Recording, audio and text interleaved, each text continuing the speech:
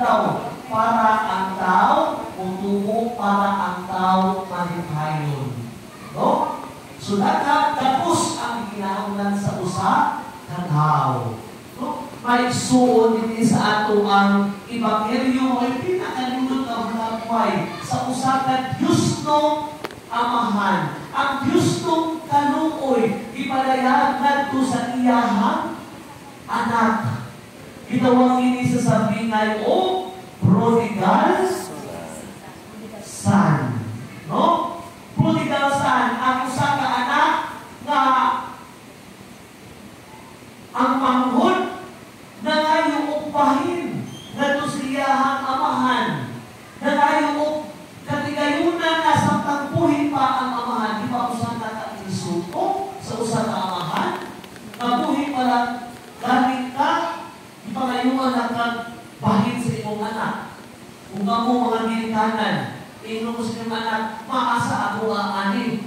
Asa ang parte na ko sa iyong kabilin ako, dinilin mo sa taon. No? Senior, ganda. Pero, kung sa man nagibuhat sa mga amahan, no? Paguyang siya sa hamyo, no? Sa gusto sa mga anak. Iyan ibahin ang katigayunan. O ang ibuhat sa maong anak. Sa dihang na ibahin na ang katigayunan, no? Bilangyaw, nagpaharuhay, dito sa kahilayan, mga bisyo. Ibiyaan niya ang iyang amahan. O pinamaistorya na hurot ang kwarta. Naabot ang kagutom. Ibuyod siya. No sa usaka, lumulublo dito kung nagpasakot siya. Aron pa, trabaho sa usaka, babuyan. Para sa mga Hudiyo ay isuon, ang baboy usaka, bukaw na hayo. O ano sa katao nga magbantay sa mga hayop, sa pagbantay sa mga baboy, mas bukaw pa na siya kaysa sa baboy. Apan, nagtrabaho ang mga anak, no? Nandun sa usang babuyan. E nahulog naman, asa lang sa kwanta, asa lang ng pagkaon. Apan, sa diha-diha nag-aangko ang mga anak. Mamasdanan pa ang pagkaon nandun sa akong amahan kaysa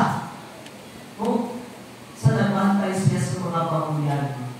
Di paulit siya. O kung sa pinakaninod o nagway sa iyang pagpaulit may suon. Sa dihang nakakita ang amahan na nagtong ang iyahang nawala ng anak. Ang ibuhat kay iyang higapos. Kanindot mo ay suon. Usa ka amahan na na-insulto. Kaya na ngayon nagkatigayunan ng iyang anak.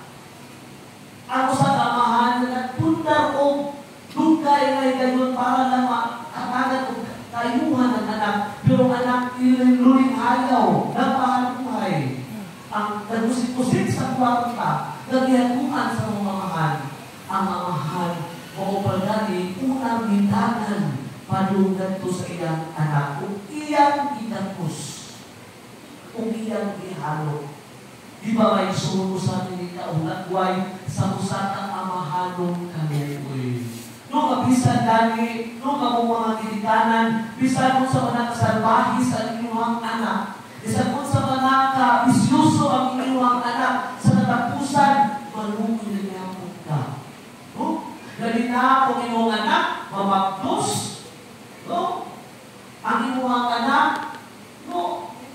Inaangkan, magyaw-yaw ang kinikanan, pero sa katapusan, no, malukoy na gihapon na. No? Malukoy tungos bata. No? Yaw-yawan ang kaugamahan. No? Malukoy na yun ang kinikanan. So, mga